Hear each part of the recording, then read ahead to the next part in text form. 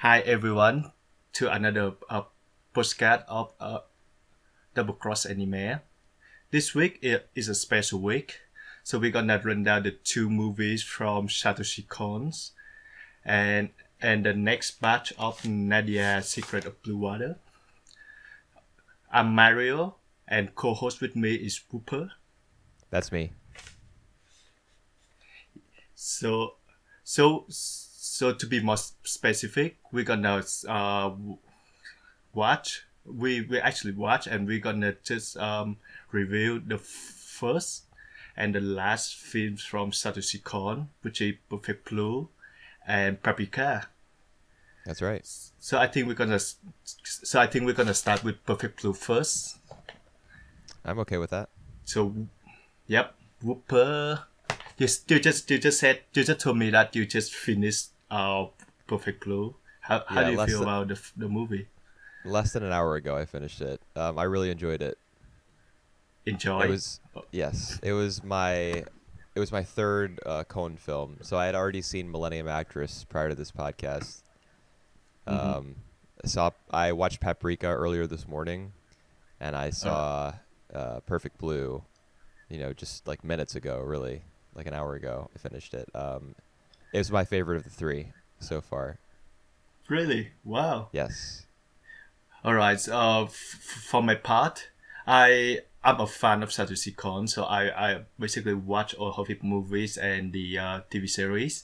But to say that, Perfect Blue is the last movie that I saw from him, probably about like 4-5 years ago, and it was the only movies that I just watched once. So this is the second time basically that I watched the movies. Right. How did you feel about it the second time through? Well, I think it's improved. So I think all of his film improved better like for the second or the third time that we watch it. Yeah, because you can figure out what the hell's actually going on. Yeah. Well, and to say that the reason that I didn't get into the Perfect Blue, it took me a while to get into Perfect Blue was because that I know all about the plot, all about like who the killer is before I watch it. So like it killed a lot. It killed some of my interest of watching the movies. By saying that, however, when I actually watched it for the first time, I was actually it took me by surprise on how how twisted, how I didn't expect that the movie to be that gruesome, for example. Yeah, I mean, I think the gruesomeness of it is exactly what makes it work. Yeah, that's right. I thought Paprika feels a little bit too sanitized to me. All right. Because I thought the movie is take on the dark side of being an idol industry. So I didn't actually expect that that's the actual murders, and like it actually they show it like in a gruesome way. Oh yeah, you see the main character kill somebody. Yeah, and you actually see the main characters killing somebody, right? Two people. She kills the photographer when she's dressed up as the pizza boy, and then she kills the Mania. Or how do you say that? Her name is I Mima, say so it's Mania. Meme. Yeah, Mania. She kills the Mania guy with a hammer as well while she's defending herself. But did either of those things actually happen? Yeah, that's an interesting thing. She actually killed 3 people. So there was a writer who was killed before in the elevator, and actually there was another guy get killed as well. The guy from her agency. What was his name? Tonegawa, maybe? Tonegawa? No, it was yes. It was Tadokoro. All right, Tadokoro. I need to write down. So we see like 4 bodies.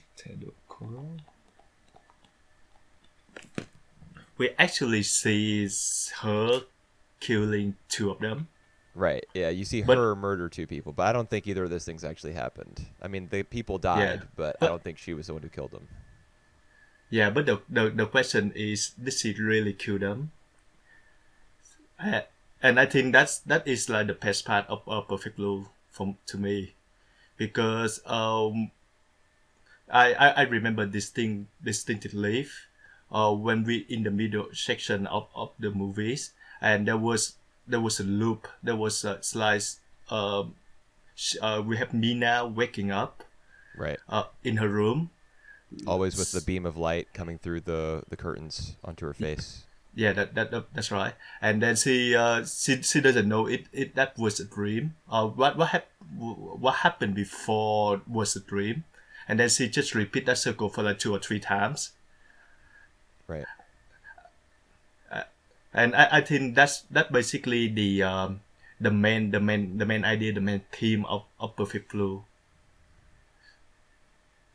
Yeah, the blending Actually, of I think fantasy and reality. Sure, that's the same for all of his films, I think. Although I haven't seen Tokyo yeah, Godfathers.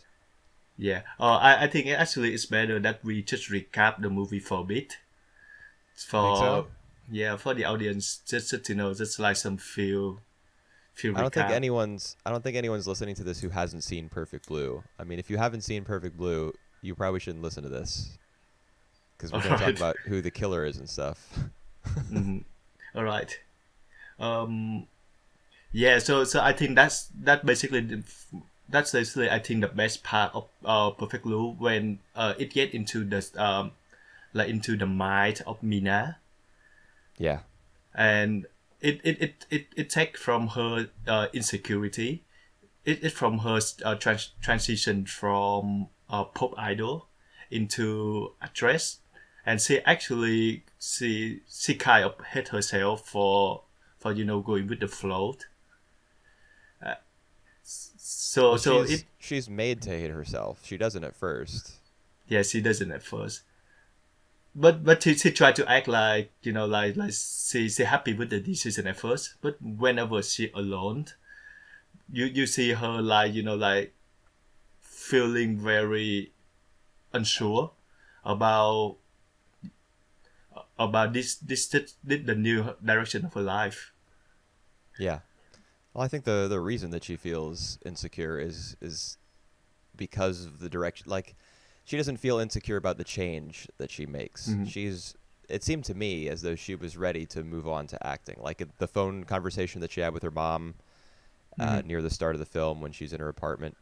Yep. She talks about how she's so sick of the pop idol image and she wants to move on to being an actress.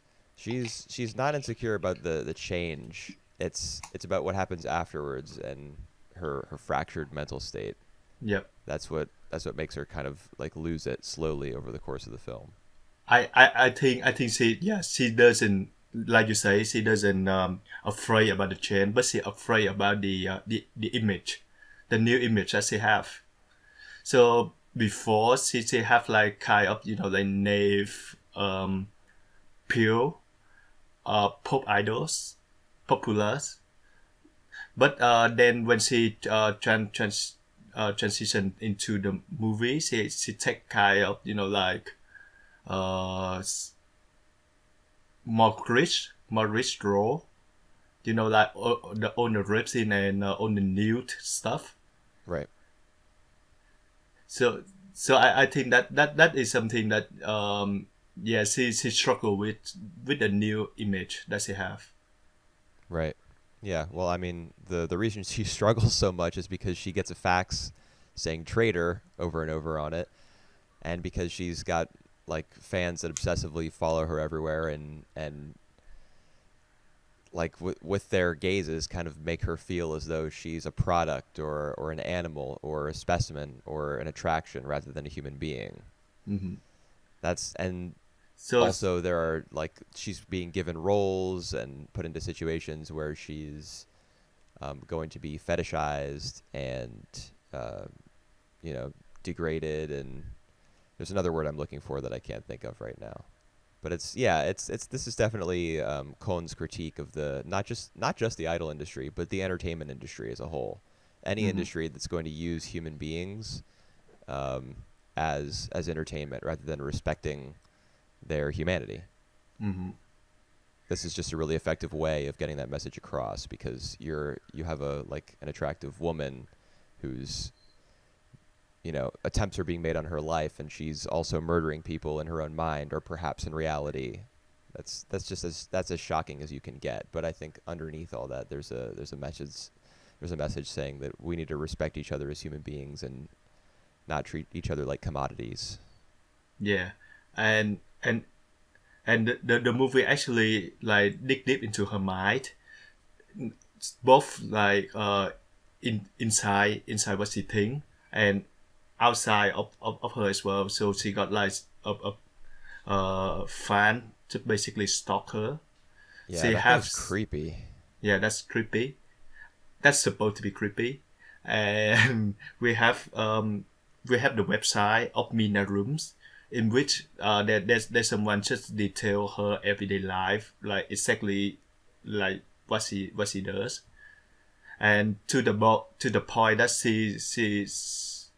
she then doesn't quite sure that if it's her Right. that do all that did all the stuff, or did she write all the stuff, or is that she even real at all, or is that the one on the website was the real Mina?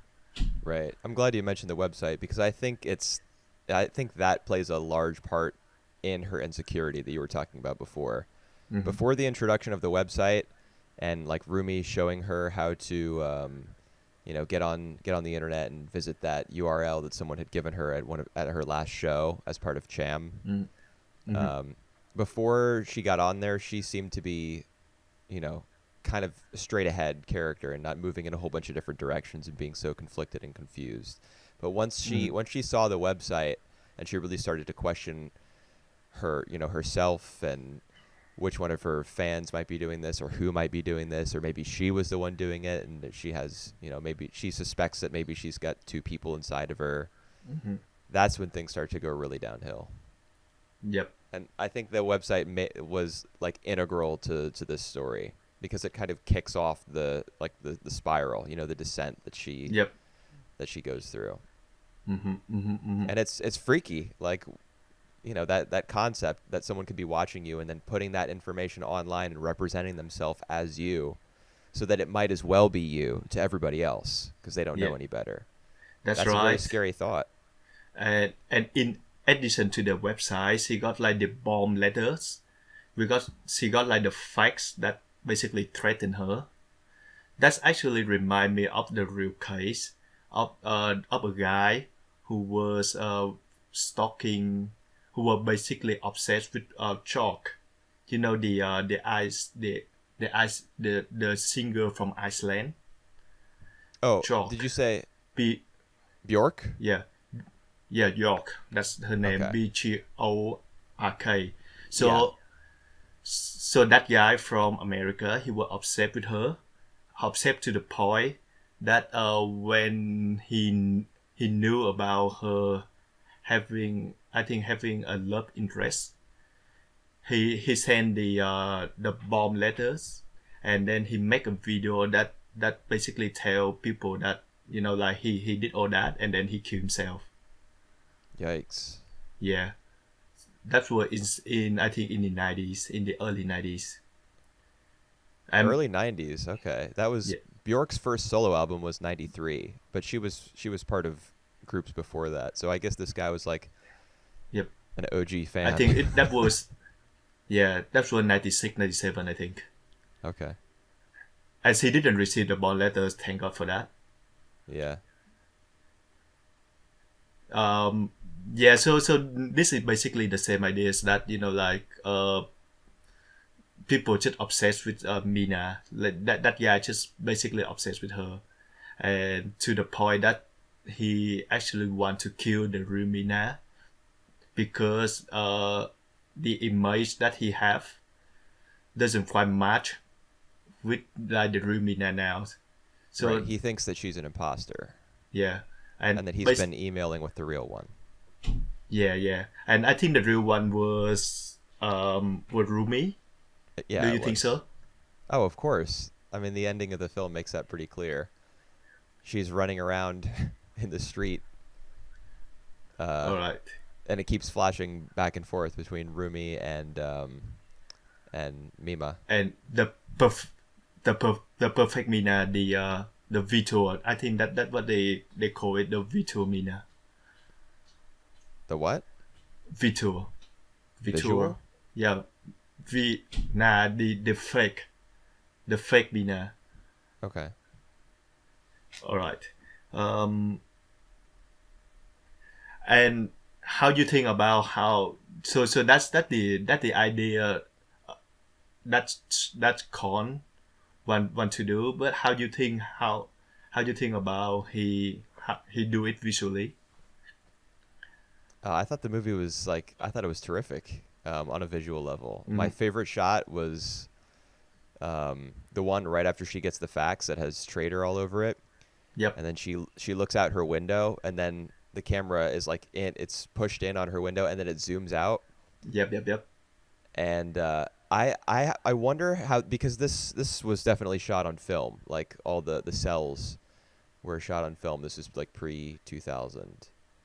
Oh And yeah. Mm-hmm. it also has that slightly grainy look. You can tell that cells were used and were photographed in making Mm-hmm. this. Mm-hmm. Um, so I wonder how that shot was assembled because it like she looks out her window after she gets that fax, and then the camera pulls back, and it looks like actual photos of Uh, buildings are used all right. to create a semi-animated shot of the city as it continues to pull back, because like the animated bit of her window with her looking out of it, you can tell that's hand drawn and it doesn't Mm-hmm. quite gel with the background. Mm-hmm. I and All right. I like the use I of what appeared to be photographs or real buildings, because when you in the middle of an animated work, when you show something real, it's kind of like showing a mirror to the audience and mm-hmm. placing them in the story. Well, I really I like that think scene. yeah, I think the technique that he used, where he just focused to her and then zoom out. So basically just yeah, zoom out. Uh, Well, That's sure, but what I'm curious about is the buildings that he all right. zooms out to reveal. Mm-hmm. I think those are photos, Mm-hmm. like actual photographs. All right. But they have like a semi-animated quality to them. So I'm wondering how much of that was drawn. Like the train that's running in the background was Mm-hmm. that animated? Was the whole thing actually just a whole bunch of photographs that were manipulated, like image by image to create the Mm-hmm. larger zoom out effect? I just really like that visual moment, All right. and I'm curious about it. Yep. So yeah, he create so like basically Khan just create the confusions to us. Basically through Mina, through her everyday, Mina through her dream or like her imagination or whatever, and through her shooting scenes, because like those three just overlap and just to the point that sometimes we can just tell the difference between them. Yeah, like the murders that we sometimes think that she's committed. Mm-hmm. I think that the scene where she dresses up as the pizza boy and kills the photographer, I'm pretty Mm-hmm. sure that immediately after that happens, it's a director says cut or something, like it's been part of a scene, But it and doesn't. that doesn't happen. No. So what happened after that was she wake up and then she realized that it was just a dream, but the Okay. murder was real. And Yeah, then she saw but the she bloody saw the pizza boy clothes. clothes. Yeah. Yeah. So how are those in her apartment if she didn't All right. actually do So it? all right. All right. So you want to think what I think? I mean, Um. there was another dream, right? Because she keeps waking up. So I guess she dreamed about Nah. killing the guy, and then there was a dream within a dream. I think that's Rumi who did it. So we see the visual of like we see the fake Mina whenever Rumi wear the clothes become a Mina characters. So I think that was Rumi who did it, and she's the one who bring the real Mina to the room, to the Mina room, the fake room. That's why the piece of bloody clothes was there, because it's not Mina real room. It's the fake room. Right. That's why the fish were still alive at the end. Okay. I And thought then that again, that's just my theory. I don't. It might not be true. well, Mina does say near the end after Rumi has brought her home after her whole, like terrifying ordeal with the killer, the Me-mania guy, him trying to kill Mima. Yep. Rumi brings her home, and then after a certain amount of time, Mima realizes, this isn't my room. So okay. But that's not where the clothes are. The clothes are in her real room. That's only like midway through the movie. Nah. So I think that was before when so Rumi did that to her several times. Like driving her home, and then when she was asleep, just basically drive to the Mina room, the fake room. Because at that point, I don't think Mina can tell the difference between her room and we can actually see if it were her room or not if we see the poster of the idols. So I Right. will check back on that. Yeah. That would be a clear giveaway. I thought that the reason that how she keeps waking up multiple times with the sunbeam on her face, Yep. like we were talking about. I thought that the reason the Yep. bloody clothes were in there was because, like, let's say she's having a dream, where she wakes up with the bloody clothes in her closet, and then within that dream, it's the dream where she commits the murder. So it's like layered dreams. It does make sense as well. What? It does make sense on that theory as well. Yeah, So I mean, yeah, it might explain it, but the thing about the room being fake, that we definitely know that there is a fake room set up because she realizes at the end that it's not her room. So yeah, this is the kind of film that you would need to watch like multiple times and take meticulous notes, or else have a photographic memory to figure out exactly what's going on. That's right. And I just saw it for the first time. But I was impressed by it. I picked up on the fish being alive at the end and knowing. So I thought maybe that she had dreamed that they were dead. That could be one of the explanation. The thing is they are dead. They are truly be killed. But I think it remains to be seen that is it actually Nina or Rumi who did it. But I think it's the film it's clear that it's Rumi who did it. Well, Rumi committed how many murders did she? She was using the Me-mania guy. He actually did a lot of the killing. Because she says at the end, like, he messed up on his final job. When he was supposed to kill Tadokoro. Alright, because for my take is that the stalker guy, his mission is only to kill the real Mina. So that was his only job. That's what I think. That's what I take. Well, remember Rumi says to Mina near the end, like, Me-mania, he messed up on his final task. Doesn't she say something like that? As though he had been given tasks in the past. I think he was the one who killed the author, like the writer of the drama. Yep. Who keeps putting Mina in this this role where she's having to do rape scenes and et cetera, et cetera. He's the one who commits the murder in the parking garage with the boombox going up and down the elevator. I thought that was him. All right. So you remember the stuff that he killed the people? Stuff that he killed the people. What? Yeah. The thing that he stabbed all of the victims. I can't even tell what that thing is. Wasn't it like a screwdriver or something?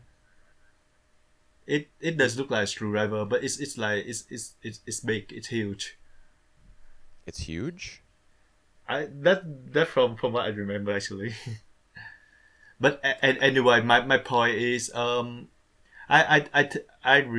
think I remember that Rumi is the one who hold the screwdriver, or is that Mimia who the one who hold it?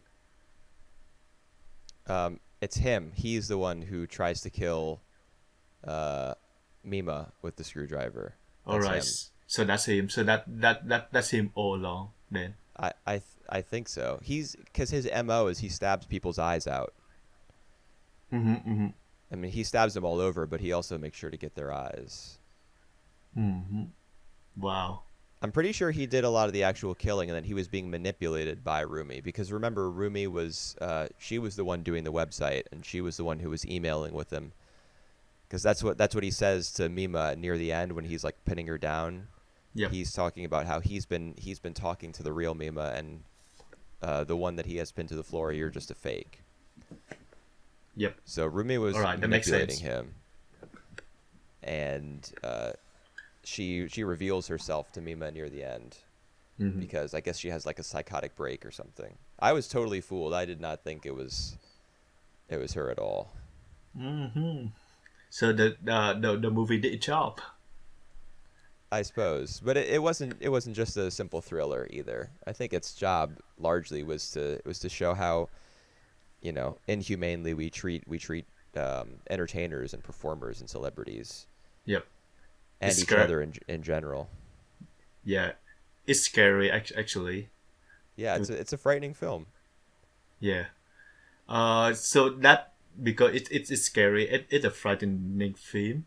I do think that the ending was a bit too upbeat. It When was a bit she too just what? look at too upbeat, too Oh, happy.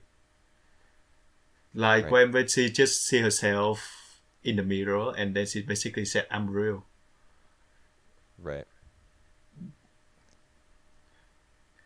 That's what I mean. That's what she yells out near at the end. The chase that's going on between Her and Mima and Rumi. Rumi in the Yep. street. Yeah, when Rumi has her pinned up against the wall, Mm-hmm. um, Rumi's talking about something like blah blah blah, pop idol image, whatever. That's not very Mm-hmm. helpful or specific at all. But she says something, and in response, Mima says, "Like I care, I'm real." Mm. She like screams it out loud, and this is right before Rumi impales herself on the glass when she's trying to get her wig back.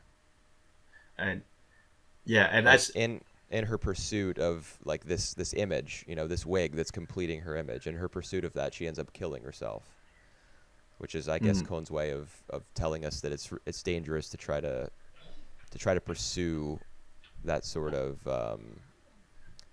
illusion. self. Yeah, yeah, exactly. To pursue that illusion, it can get you killed. It literally gets Rumi killed. But she not dead by that. Right. Oh yeah, I guess that's true. Why didn't she die? That's Yeah. yeah. It is a little too upbeat. Not only for Mima to look at Mhm. herself and be so like confident and so self assured that she sees a reflection of herself and she's totally sure who it is and that she's one person. Not only does all that happen, but Rumi is still alive for some reason. Like she's sunk her belly button and her Yeah. entire stomach into it like a super sharp piece of glass. Her bowels and her entrails should have been everywhere. But to answer you that, I think I read one of the article that the producer make Satoshi Kon change the ending Ah, to make it happier. I don't remember for sure. I need to check out that shows. But yeah, that's what I remember. That's the impression that I remember. So yeah, I that explained it to me then. yeah. That's studio meddling. Producer meddling. That happens. And one more thing I want to say on that chasing scenes is I like the way that Kon used the the mirror at the reflection, because usually what we see in other anime is the mirror reflect the real thing. Oh, hold on. So yeah, so basically it does reflect the real thing. So we the one we see real is it's just the it's the fake image, the illusion. The one that reflect from the mirror is the real thing. So that's a bit of the change. Right. Yeah. It contributes to the feeling of not knowing what's real and not knowing what's fake. Yep. For us, the audience, and also for the characters. Mm-hmm. Yeah, it's frightening to see, Mima like running through the streets, and then in the mirror, in the reflection, it's like a 40-year-old woman dressed up in an idol outfit with a crazed expression on her face, trying to kill the part of herself essentially that she can't stand to see, because that's the whole reason that she goes on this like rampage, is that Mima is changing her image, changing the image that Rumi wants for herself. Yep. And that's even set up at the very beginning of the movie. Yep. Because there's like that argument between Tadokoro and Rumi. And Tadokoro's like, it's different than when you were in the business. That hints at the fact that Rumi was once an idol. Yep. That's right. And one more thing that I want to say is the director Darren Aronofsky, the guy who directed Black Swan, Mother from last year. He Aronofsky? Yep, that's him. He actually very impressed by that movie, that he bought the rights just to replicate one of the scenes to his movie. Can you think of that scene? What that scene is? No. All right, that's the scene where Mina was in the bath, and she basically like hold her breath inside the water, and then that from the shot from like from up to her bath scenes. So he basically rip off that whole scene for At his least movie. he paid for it. Yeah, and he paid for the rights to just to get that scenes for his movies. Yeah. I mean, plenty of filmmakers will do the exact same thing he did, but they won't pay a cent. So at least he paid. Well, copyrights. All right. Do we want to do Paprika? Do you have any other thoughts? No, I'm good with that. Do you have any like closing thought for Perfect Blue? I really liked it. I thought it was great. It's my favorite Kon so far. That's good to hear.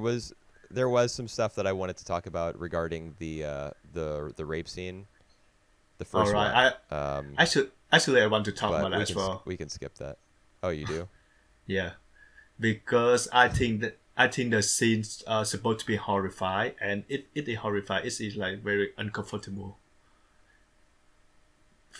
So you think that it didn't accomplish what it set out to do? Yeah, I think it did. How? So what do you think? I'm not sure I'm understanding you correctly. You thought that it was supposed to be horrifying, but it wasn't, and it was just uncomfortable? No. So it's supposed to be horrifying. It's supposed to be uncomfortable, and I think it did its job very well, very well. Yeah, I was horrifyingly uncomfortable while I was watching. It was awful because you could kind of tell halfway through.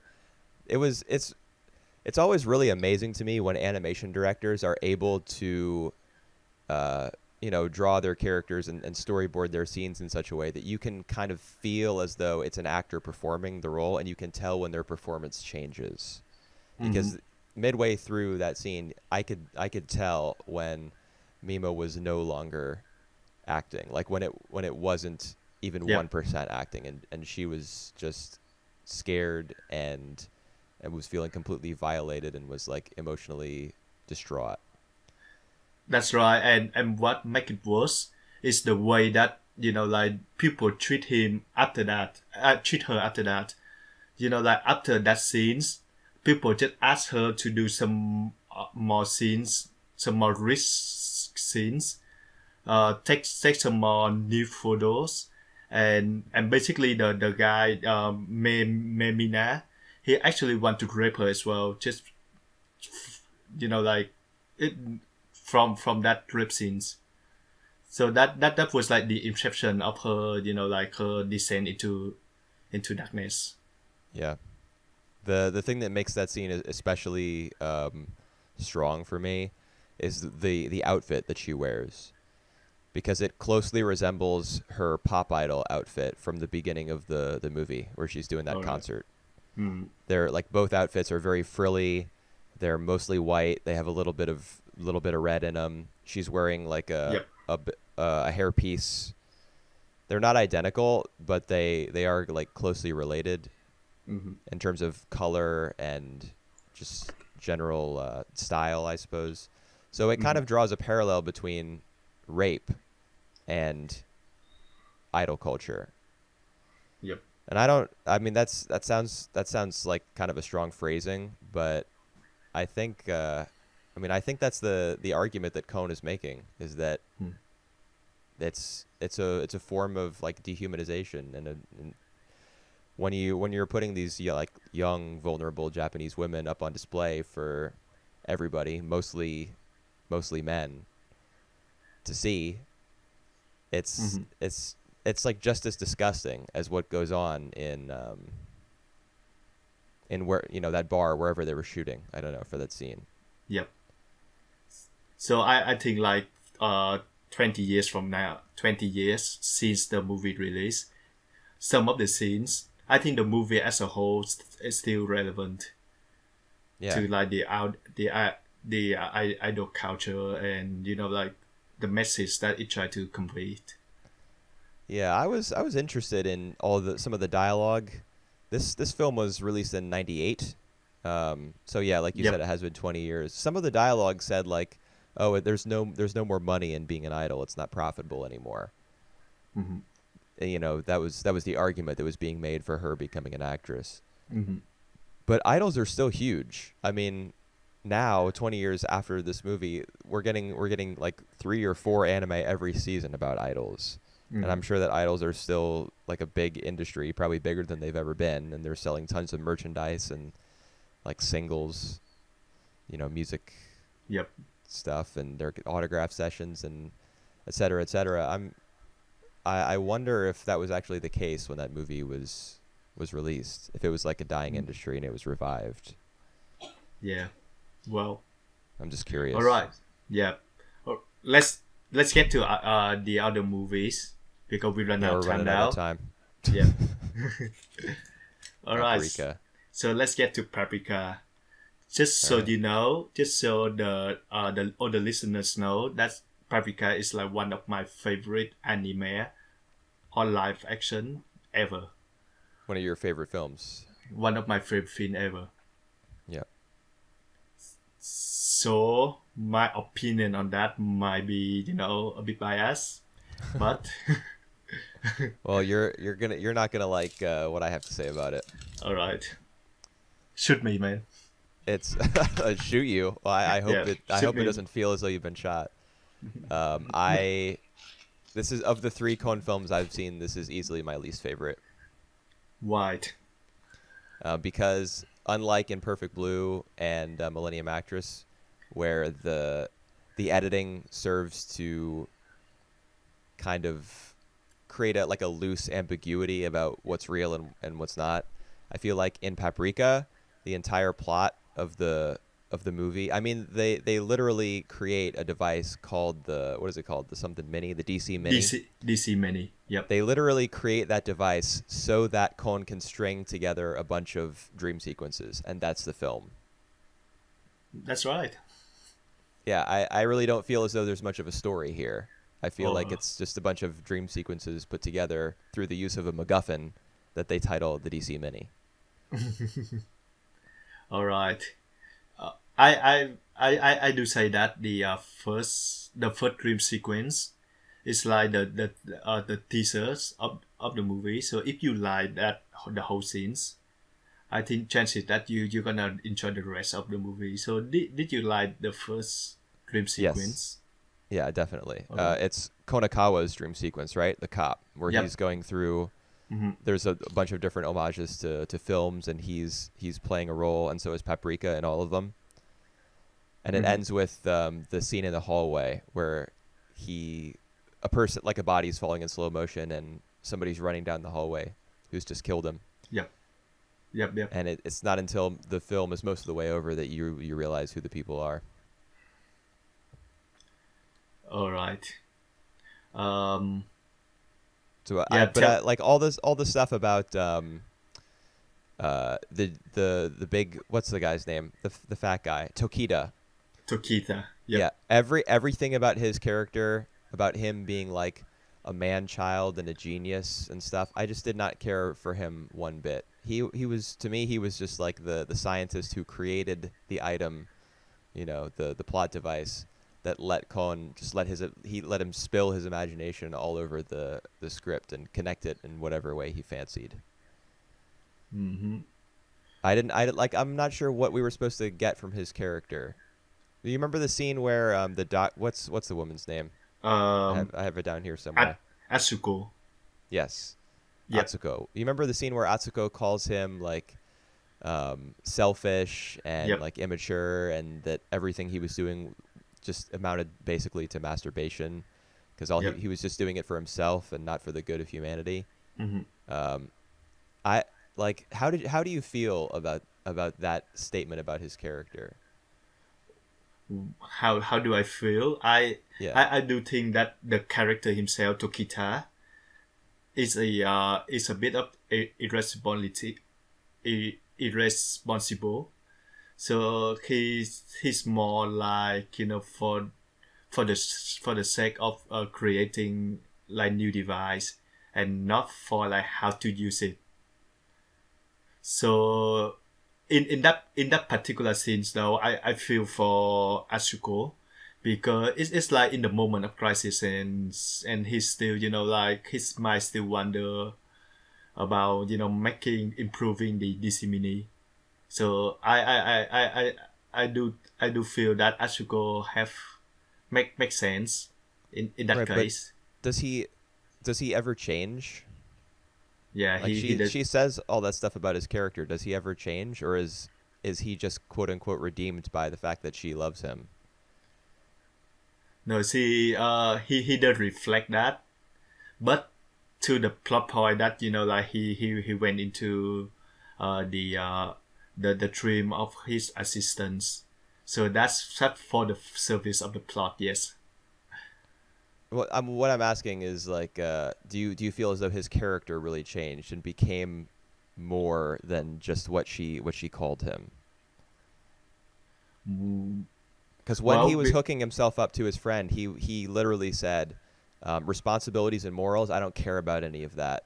But you were my assistant and my friend, and I need to have a conversation with you. So by that point in the film, he hadn't changed as like a person, and I don't think he ever does. yeah, I don't think he does.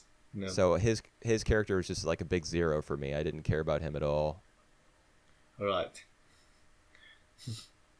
How how you feel about Paprika and Asuko then? They were cool.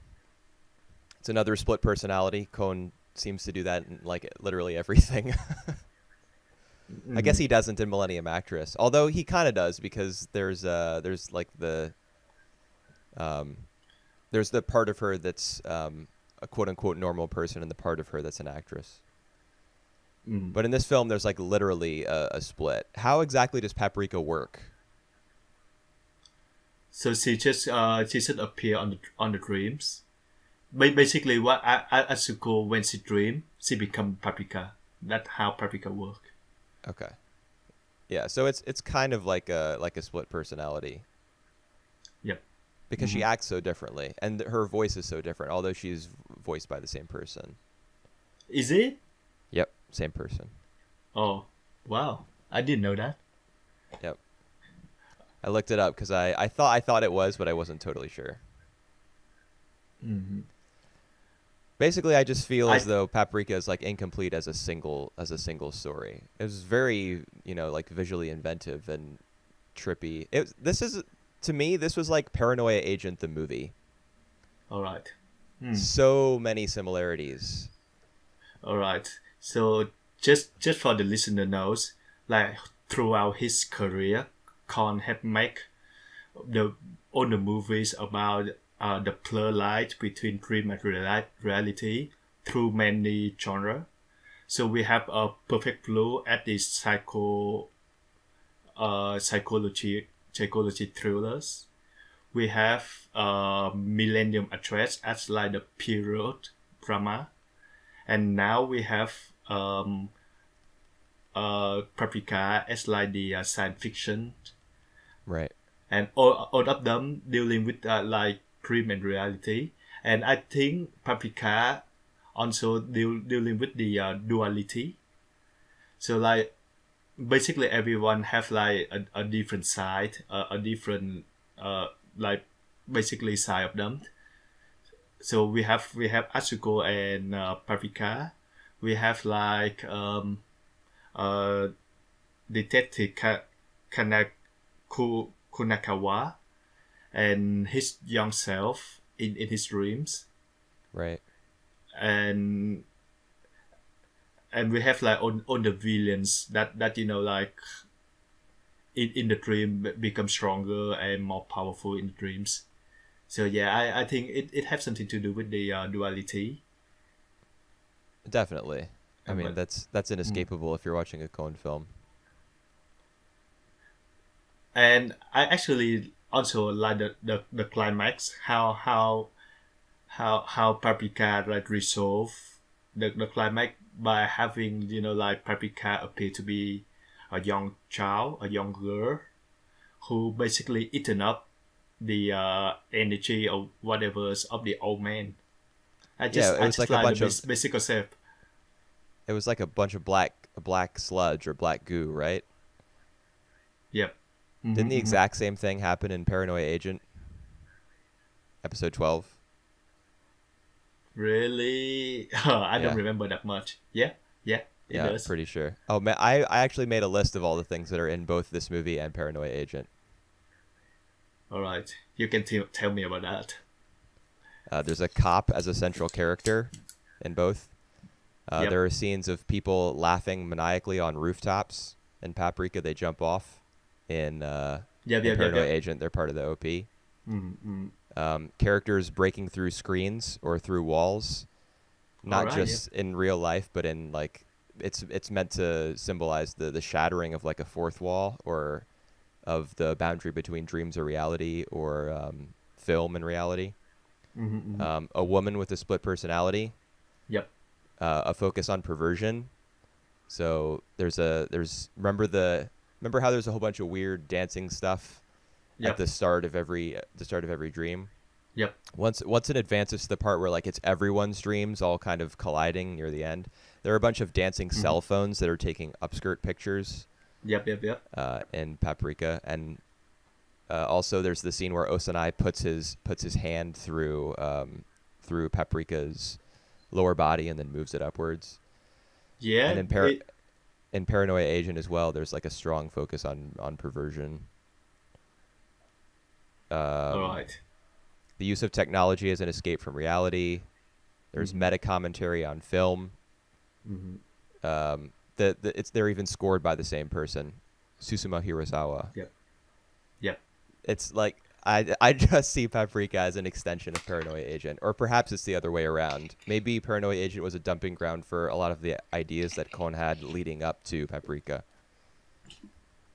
Well, I would say so. Paprika is a novel that was published in like 1992 and 1993. Wait, really? So yep, yep. So Oh, basically, Khan was really influenced by that novel. He wanted to direct that novel, but he said like he wait for like when he feel like it, he feel he's ready to direct it. And fun facts, you remember the two bartenders, the two old men in the bartenders on the website. Yes. So so one of them was voiced by the author of the Paprika novel, and the other one was voiced by Satoshi Kon himself. Really? Yep. That's cool. I did not. Yeah, I would never have known that. Yeah. That's neat. It's really cool Yep. because they kind of act as a team, and this movie Yep. is essentially their shared vision, like a product of their teamwork. Huh. And basically, the first image that Satoshi Kon want to make it right was the parade. So the scene where where everyone just go around on the street dancing, and he said like he was very nervous about how the movie's gonna come out, gonna be, until he saw that parade scenes, and he said like, yeah, that basically what I have in mind. So I'm sure that it's gonna be fine. Okay. So who stole the DC Mini? Was it the assistant guy? That was that was the chairman all the way. Okay. But then he's like manipulate the assistant guy to use it, and then he Was that ever basically made clear? used. Now that was made clear, but it was hinted many times. That the chairman manipulated Himuro into stealing it? Yeah. So all right. So that was hinted that the assistant would use it before, and then he lost control. Right. So he become like a shell, just a empty shell. Yeah, And then the shell that his Paprika dream finds. Yep. And then that his dream will merge into like other dreams Yeah. from other people's. Yeah, I got that, but I don't remember anything about, like, it seemed to me that the plot about the DC Mini being stolen was kind of abandoned midway through. Yeah, I'm sure that was his plot on the way. I can explain to Okay. you why. Yeah. Well, he's definitely like the mastermind because he wants his legs back. That's the chairman's whole thing. Because in the end, Yeah. like in his dream, what defines his character or his dream self is that he has his legs, and he's so happy about that. Now he's gonna reshape the world in his image now that he has this power of being able to walk again. And there was also an interesting scene. You know how there were a bunch of like dissolves in this movie, like when the floor kind of turned into like quicksand and it all sucked down. Yep. There was one scene like that in the chairman's room, and Osanai, I think, was in bed with him. Yep. That's right. Did you see that? So this one have like a queer message, like many of the scenes that imply the queer context. So we have that scene, and we have the scene where Atsuko, Tokita, and that guy who went to the assistant house. And one of the scenes we see was the magazines that have like the boys, I think, boy couple in there. So I think that implied that the assistant himself was queer as well. Okay, I didn't see the magazine, but I can buy that because he cut Tokita's face out of their picture together and like put it on a robot. So obviously he had some sort of fixation on the guy. Yep. But the relationship, whatever relationship the chairman had with Osanai, I think, who's to say whether he was gay or bisexual or just fluid in some way. But I think one of the reasons that he was with Osanai was because Osanai was a young man with the use of both of his legs, and that's what the chairman really craved. He essentially just craved youth, because as a young man he probably had the use of both of his legs. Yep. I was interested in the fact that the film didn't comment extensively on that. It just gave us that detail for like a brief second and left it to us to fill in the gaps. Yep.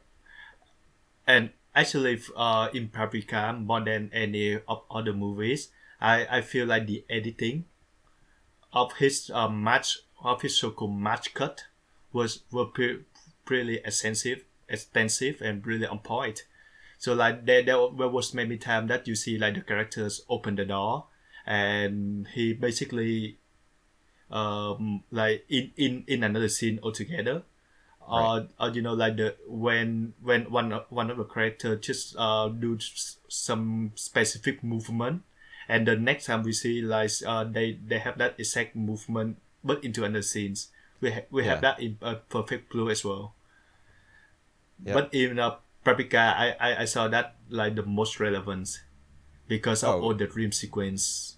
yeah, definitely. I mean, I took note of. I didn't take an actual note. I didn't type it down or write it out, but I took note of every time that happened. Mm. Um, because you needed that very concise, very tight editing just to follow what was going on. Yep. If you didn't have that, you'd be completely lost. And I was already somewhat lost. All right.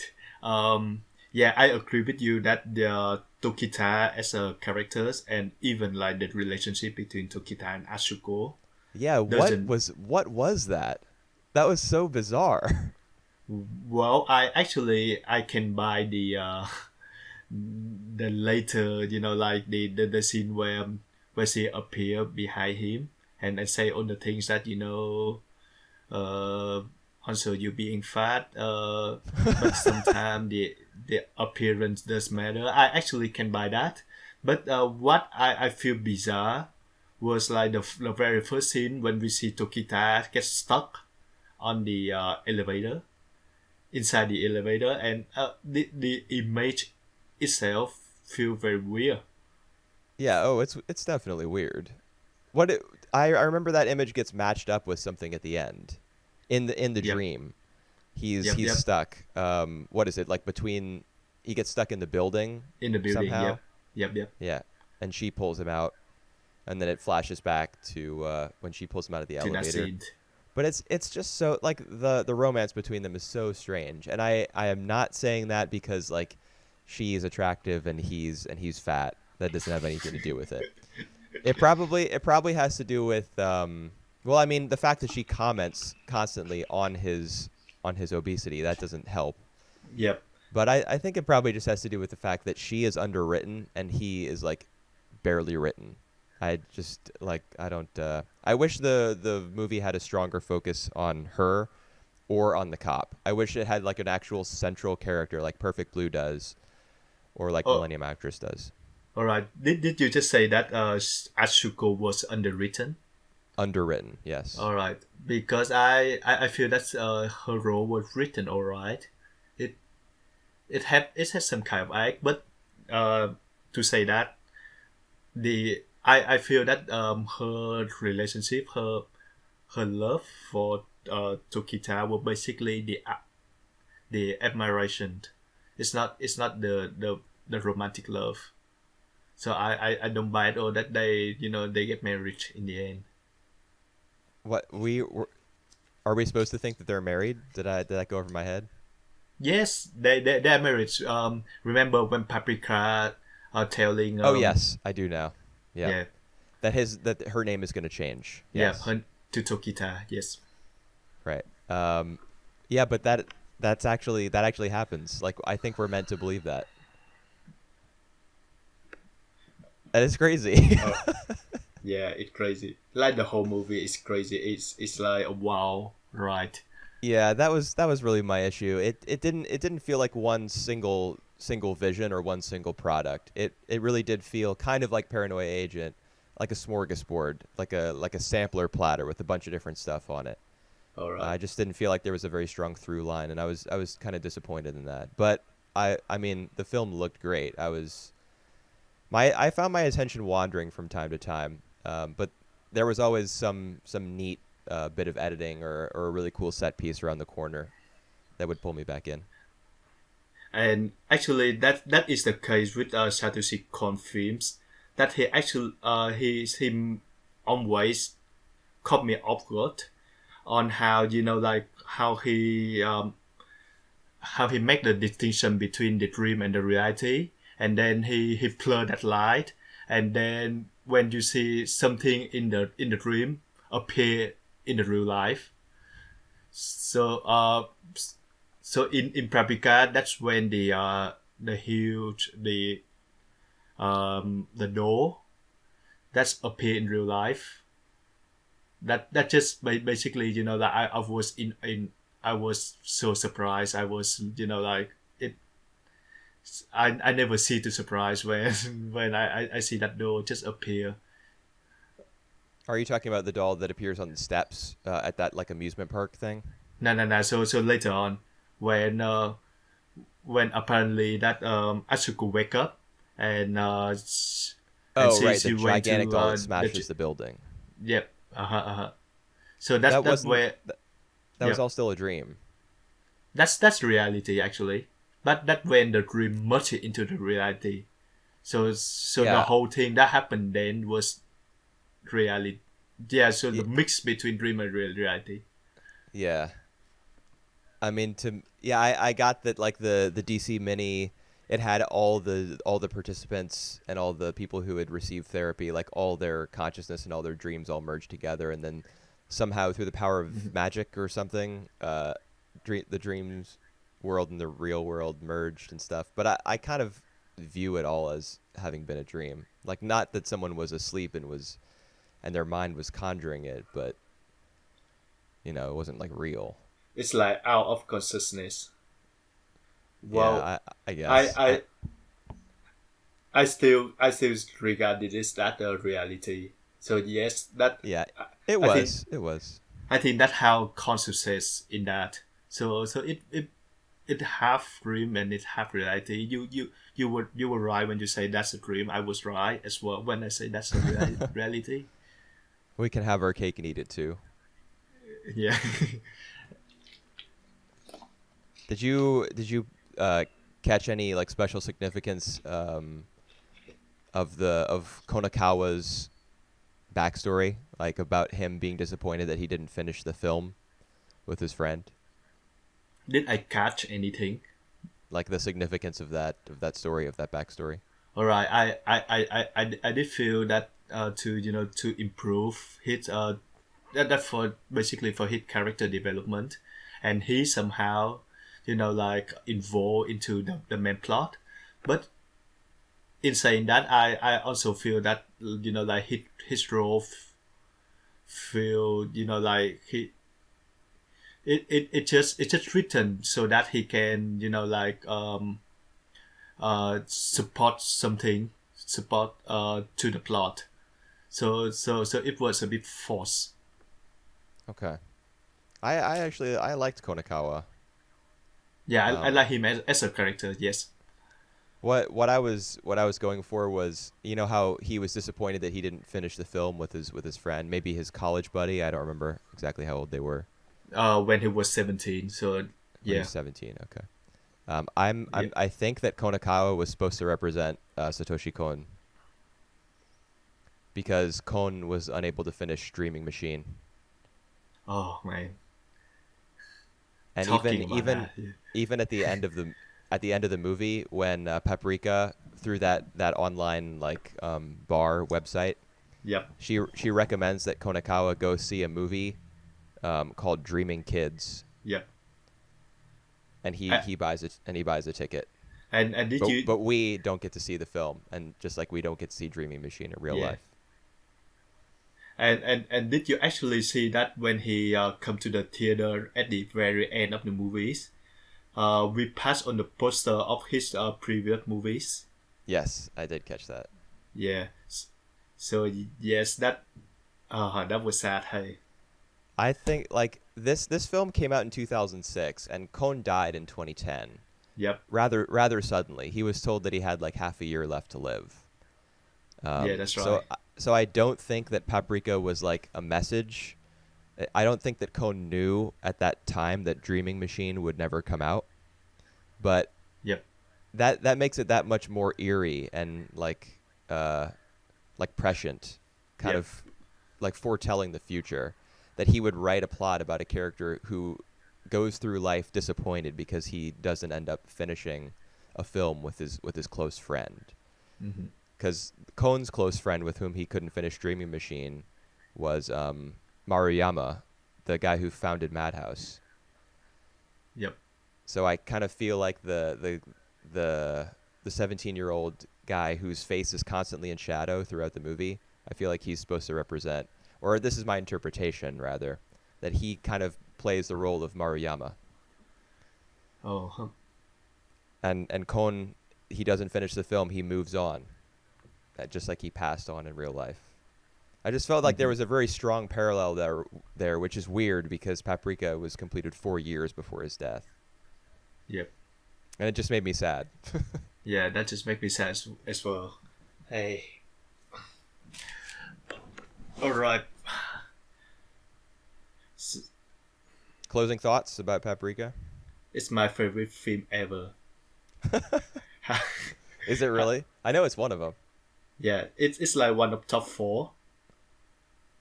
So the top 4, the top 4 is not gonna change. So yep. Well, you can't say it's not gonna change ever. You're young. Aren't you in your late 20s? Yep. Okay, you got many years to go.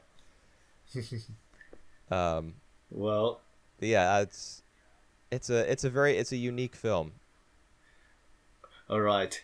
I just want to say that the first sequence was like, I think one of my favorite sequence like ever.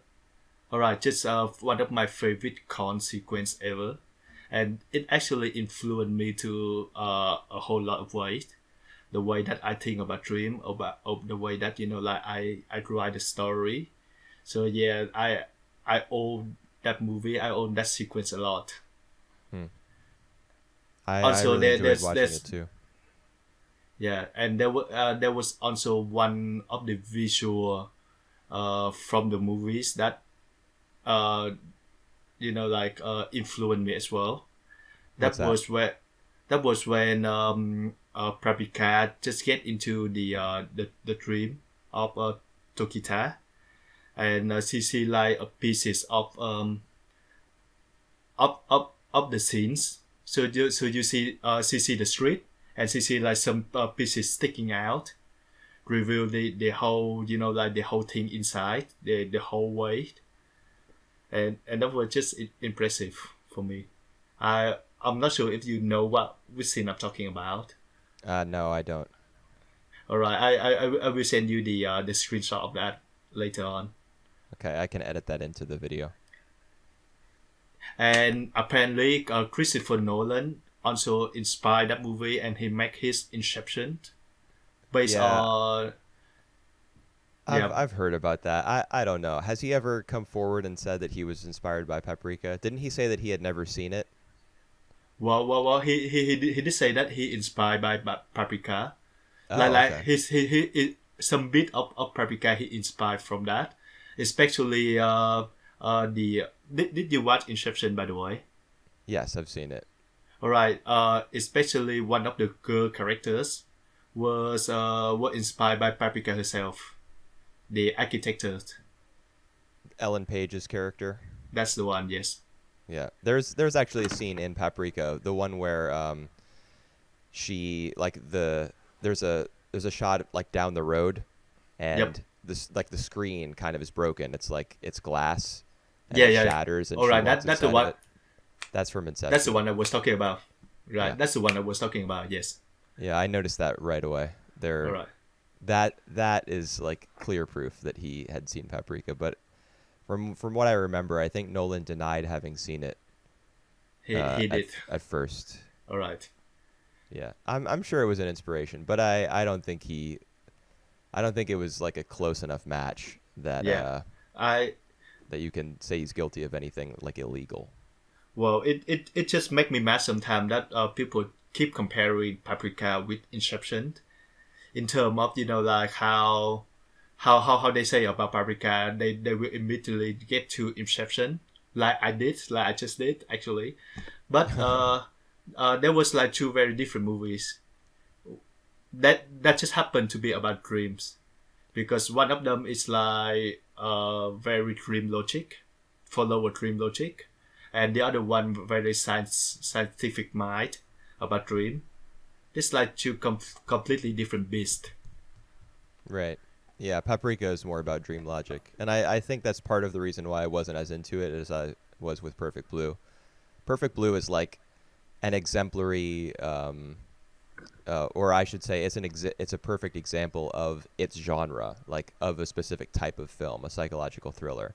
Whereas Paprika does not. I mean, it does follow cinematic laws in the way that things are framed and shot, but it does not follow narrative laws. It follows the logic, like you said, of a dream, and that to me makes it feel a little bit scattershot. But I can respect what Kon was going for, because he really was breaking free of the idea that this like needs to be. Yeah, it doesn't need to be a film with like a first, second, and third act. This is just a dream, and he's doing his best to put what a dream looks and feels like onto the screen. And it's really an impossible task, and he did the best he could. I think he probably came closer than many other people have come. Well, I think he did the impossible task myself. I think right. So yes, all right. That's where we disagree. But I did enjoy it. I did enjoy it. So how all right. How would you rate Paprika and Perfect Blue? Do you want me to give it a score out of 10 or something? Because I did. Score out of 10. Yep. I'm not a big score guy. But I will reveal my precious scores. All right. You want to do yours first? I think Paprika, you would do like 7 out of 10, and 8 out of 10. 6. Really? All right. And Perfect Blue would be like 8 out of 10. All right. Yes. Yeah. For me, I would say the same with Perfect Blue. All right. Yeah. Tell me. 6 out of 10 is 6 out of 10 is not a bad score. Really? If I give something a 6, it means I liked it, and I was like starting at 5 and below. That's where I was like frustrated by something, or I didn't like it.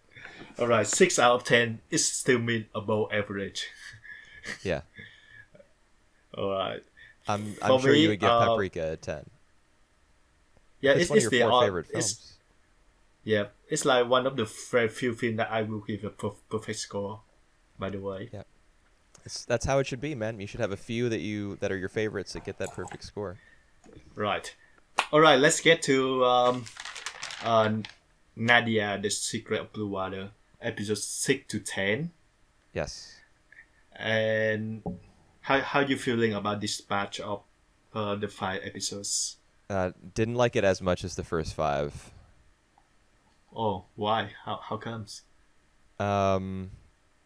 I feel as though the Neo-Atlanteans, the guys with the hoods. Yep. I don't feel as though there's much there. I don't feel as though there's a lot of depth to their motivation, at least not yet.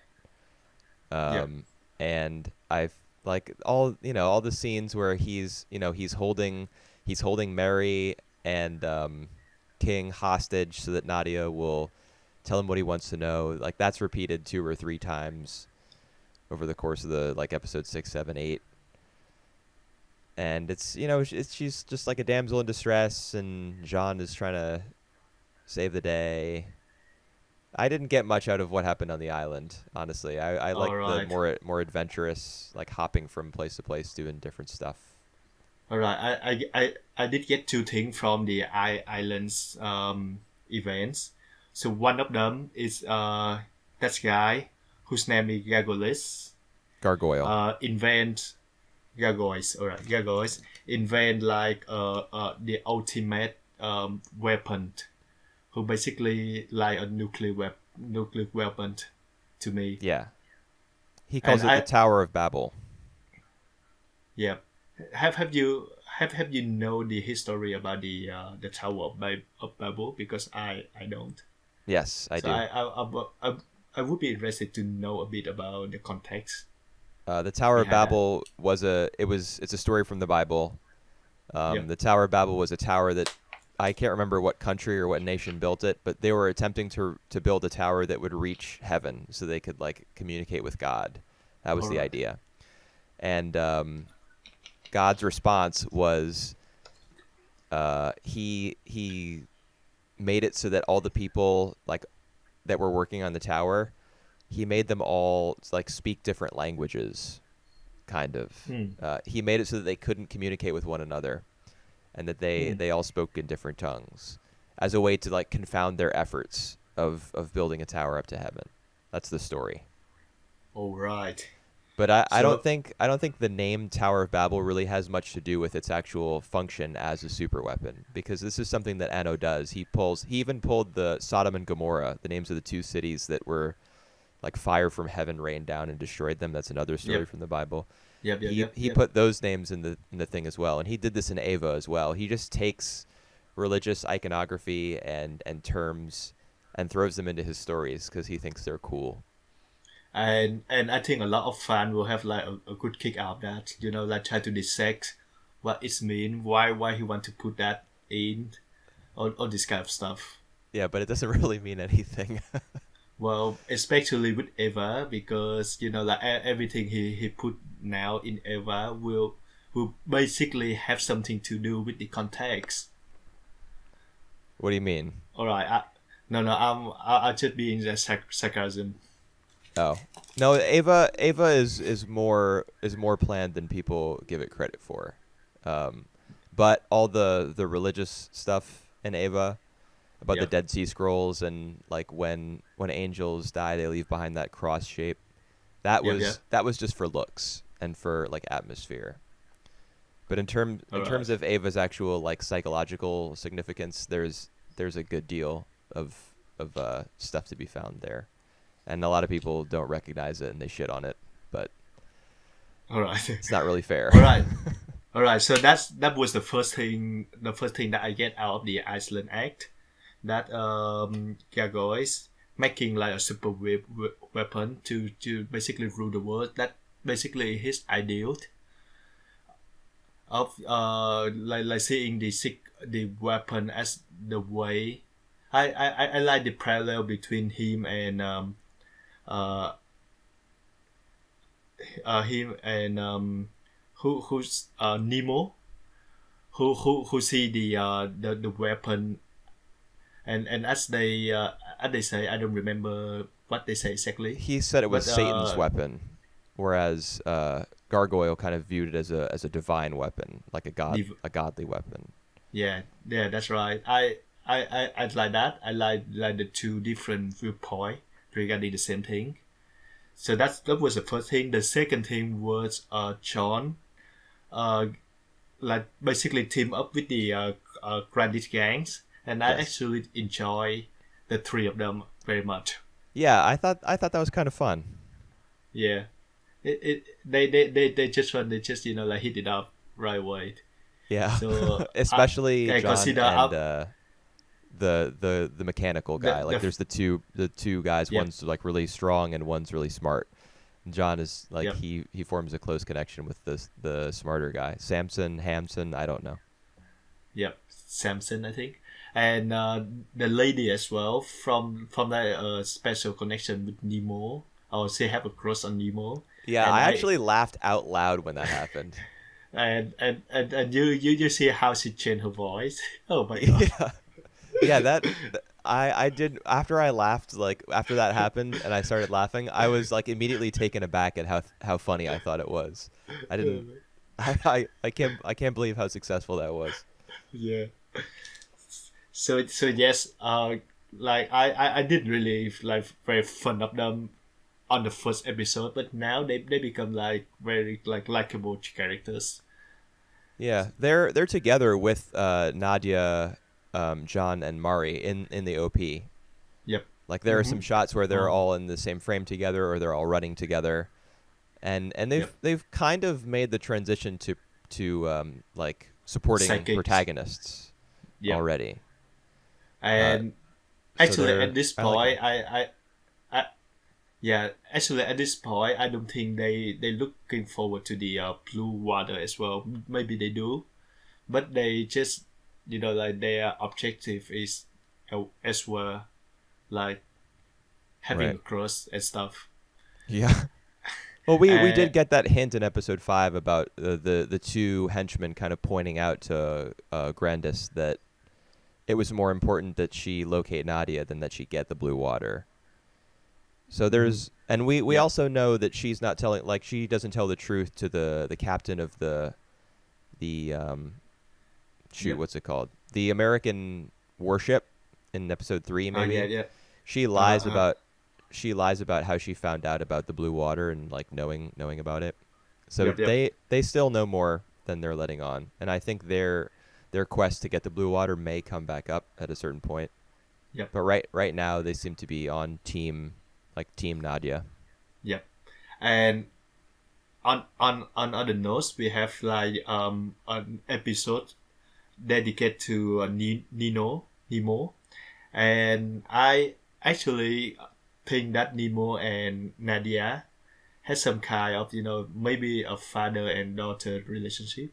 Yeah, What do you think? yeah. I in last week's episode I said that I thought that Nemo was Nadia's dad, or else Jean's, and I think Yep, it's pretty clear at this point that he's Nadia's dad. I mean, in episode 10, he refuses to let them stay in the same room. yep. It's like captain's orders that John get out of her room, and that's just anime logic. You can't let your daughter stay in the same room as a boy, because then she won't be able to be a bride in the future. Uh, well, when Electra is explained that, it can't make sense actually. I mean, it does. Let's say, for the sake of argument, that he is her dad. I would also be like, John, get out of that room. She's Yep. she's 12, 13, however old she is. You shouldn't be in there. So it makes sense, but yeah, it's also a very anime thing to do. And when he played the pipe organ, first of all, it's hilarious that he has a pipe organ in his room.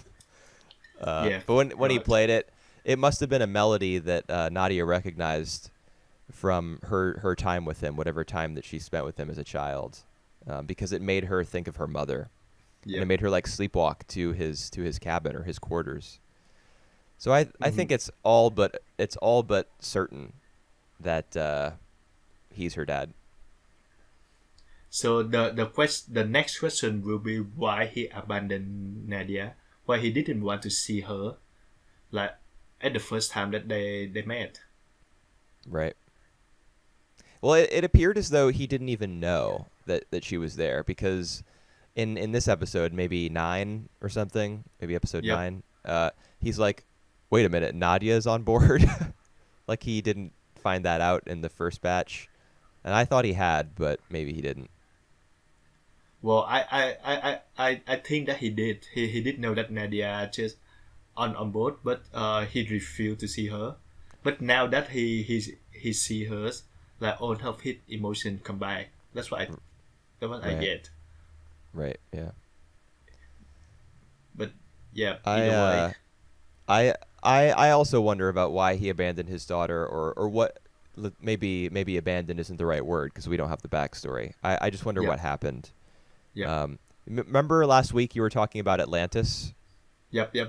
Yeah, I mean, you're right on the money. It's clear that Atlantis is going to factor into this somehow, because the guys like Lord Gargoyle, he leads a group of people The- who call themselves Neo-Atlanteans. Atlantis.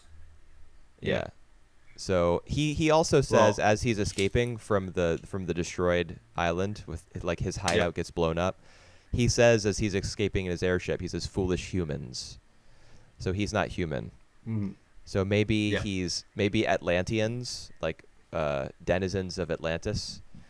Maybe they're not humans, like they're more like merfolk or something, and that's why we Or can't may- see any of their or faces. maybe Yeah, or maybe it just means that he think himself as a god, because I have an impression that he think himself as a guy who like the creator and Right. the destroyer as well. So basically, he think himself as a god. Yeah, and he does say something similar. When he goes on that spiel to Nadia in the garden in the sky, with the like invisible glass around it. which made me laugh so much when he was explaining it. That's like something a 4-year-old would come up with. I have a force field. He does kind of go on about how he's with science they can even replicate and create natural. They can create nature. So he definitely views himself as a sort of creator or god. But I also think that the reason that they're wearing those hoods is because we can't see how they look, because they might not actually be human. They might be some sort of alien or some like whatever people from Atlantis look like. I think that's probably what's going on there. Yeah, but if that's the case, when the Grandit Yanks, who actually like what the was, so they basically they steal the disguise. Took the clothes. Yes. Yeah, they disguise. They should have known by then. Did we see what the guy looked like underneath his hood? No, we don't. But they would. Yeah, I guess so. But maybe they just didn't draw our attention to it. As the audience, maybe they just chose not to show us. I don't know. Yeah, I mean, they're probably not. They're probably not like weird fish people. Yeah. I still think it means something that he said foolish humans. Like I think that he is probably from Atlantis. Mm-hmm. And he wants to reshape the world in whatever image he desires, because he wants it to go back to the way it was when Atlantis like ruled over everything, when it was the dominant civilization. Yeah. On that note, I think Nemo as well is come from Atlantis. I agree. Yep. I think that he and maybe Gargoyle. He was the king. Yeah, I think that he and Gargoyle might actually be brothers, because Gargoyle says that he knows Nadia, and she hasn't seen him since she was a baby. So I think he might be like her uncle or something. He might be Nemo's brother. Yep. And you might be right. It's a struggle. It's like a power struggle within the royal family that's playing out in the quote unquote real world. You know, like above water and stuff. Yep. And speaking of blue water, I actually think that gay guys want that blue water for the weapon. Yeah, it's like an energy source. Yeah. So yes, blue water is some sort of an energy source. Right. That's what I think right now. Yep. Have you seen Now and Then? Here and there? No, I haven't. Yep. All right. So I shouldn't say more. Okay. Well, I mean, now I know that there's some sort of unlimited energy source in that series. Since you brought that up. Yep. But that's not too big a deal. It's not a spoiler at all. Okay. Good. Yeah, because the on like when there's close-up shots of Nadia's blue water, you can see there's all those like there's a bunch of lines that run through it, some sort of pattern. Yep.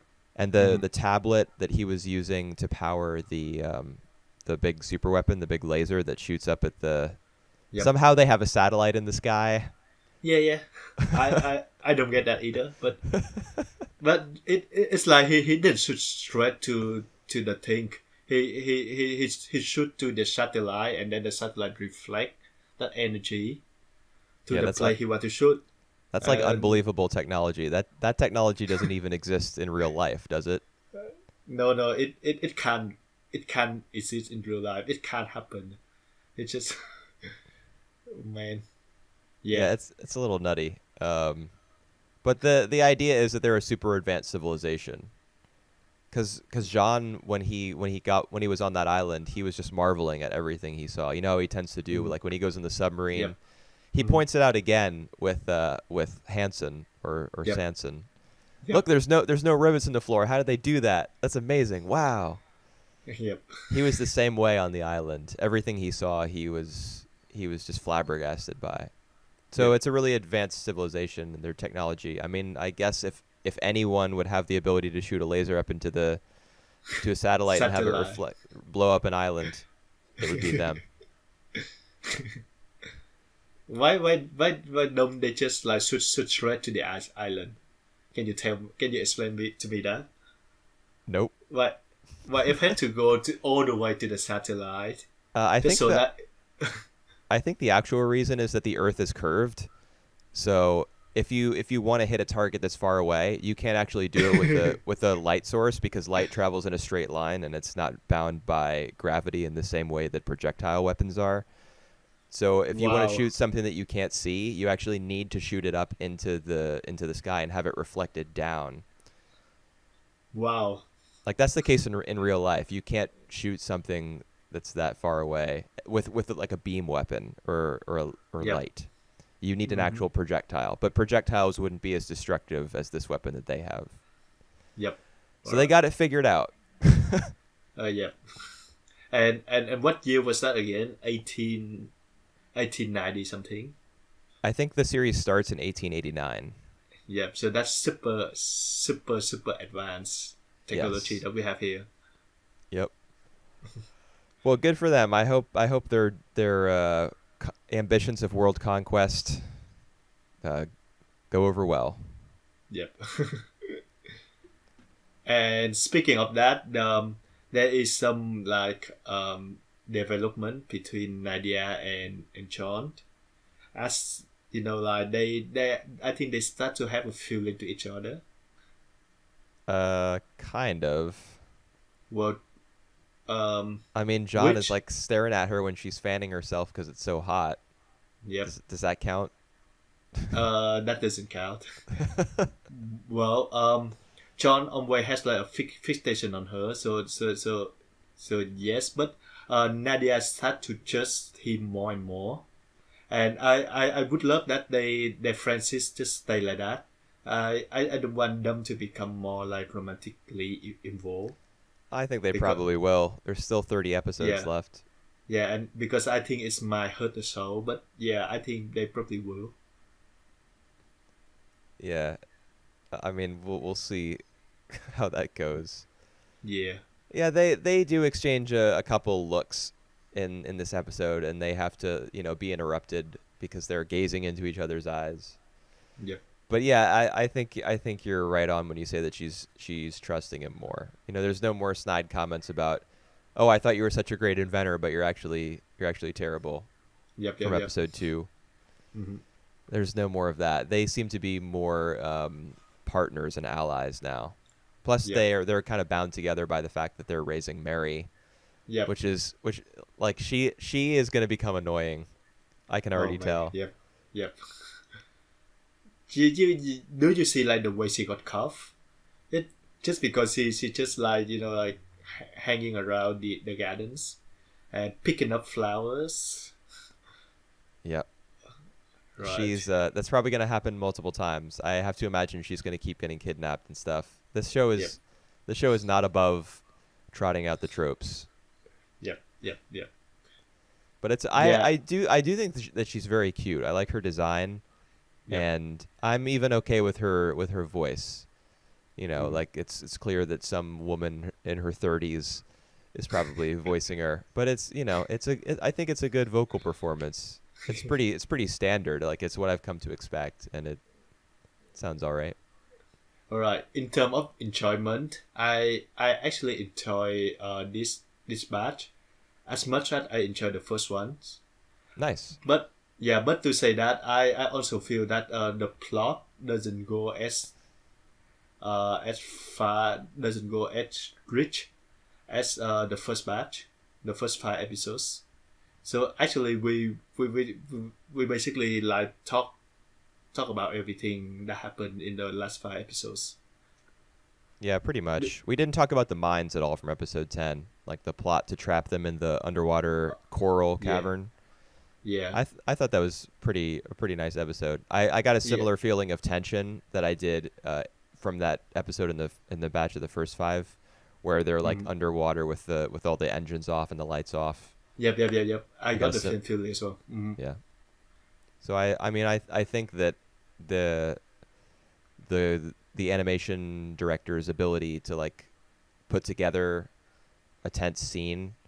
Yep. I don't know exactly how you go about doing that. Like in terms of what It's you put on screen and when and for how long. I don't know the recipe y- for making a successful scene, but he seems to well, have it down. yeah. It's more about editing. It's mostly about editing. Well, you mean like how long you hold on a certain scene before cutting away? That's right, and how you choose the angle as well. So for example, you have like that that robot just taking the mind, and Right. then we have a next shot to like the close up of the pupil like 10 things, waiting for the result without any music, and then we have like the next shot about them like they just grab the mind, but like misses, like it like all sort of editing. I think it's more about editing. Okay. Yeah. Well, However, I mean, it's working for me. Yeah, Whatever it it is worked they're for me as doing. well. It's like breathtakingly, like I couldn't breathe Yeah. like while watching that scenes playing out. So That's that how. they That's they they did a good job. Yep. that's how I felt watching Perfect Blue. Hmm. Like there were some scenes where I felt like uh I forgot to How to? breathe. Wow. Yeah, but then And there were other parts of it that I didn't like as much. We actually didn't get into that, but that's okay. oh, just tell you one more thing about Perfect Blue. That apparently it's adapted from one of the novels, but because Satoshi Kon didn't really like that novel, so he bought the rights, but he changed all the details. He just keep the fact that it happened in the modern world, the identity of the murders, and there's one more thing that he keep. But basically, he changed everything else. Hmm. So Perfect Blue was based loosely on a novel. Paprika was based on a novel. Yep. Are any of his films originals? Yeah, the other two are originals. Okay. Were originals. All Right. right. Yeah. So basically, you can tell that Perfect Blue is a you can probably say that Perfect Blue is an original anime. Okay. Yeah. It just depends on the perspective. Right. Because he changed it so much. Yep. All right. Well, I'm Oh, uh, I'm I'm done with Nadia, I think. How about you? yeah. I'm done with Nadia. So next week we're gonna do the next season's first impressions of on the 10 shows that we picked last week. In case you haven't heard. Right. So Whooper, you have the list, so we can run through that on the 10 shows that we're gonna review next week. We could do that, or we could just tell people to go watch the last video because Oh yeah. I put them in their own Uh, list. all right, I have the list actually, but yep, we Uh, don't. I can I can read it off. Give me 2 seconds, everybody. So these are One, the two, oh come on Mario. three. These are the 10 shows that we're going to cover the first episode of in next week's episode of the podcast, and they are in order of airing because I have them sorted that way. Yep. Hanebado, Mm-hmm. the Kaiji spinoff, the name of which I'm not going to try to pronounce. Yep. Banana Fish, Chio-chan Yep. no Sugakuro, Yep. Hataraku Saibo, Yep. Planet With, Yep. Tenro Sirius the Jaeger, Shoujo Kageki Reviews Starlight, Yep. Grand Blue, and High Score Girl. All right, and we're gonna skip Nadia's Secret of Blue Water for next week. We're gonna be back in 2 weeks' time. Yes, we need to dedicate all our energy to figuring out which four, I think, of the 10 Yep. shows we're gonna because this is serious business. This is gonna determine the content of the podcast for like the next 3 months. Yep. So we can't afford to be messing around. And and you guys should pay attention to as well. Yes, That's please do. that's gonna be your content to listen to for the next 3 months. Yep. Stay tuned. All right. Thanks for listening, guys. You have any other thing you'd like to say, Pooper? Nope. Just hope everyone listening to this has a great week. All right. Thanks for listening, guys. And yep, you have a good week yourself. Thanks. You too. Bye, everybody. All right. Bye.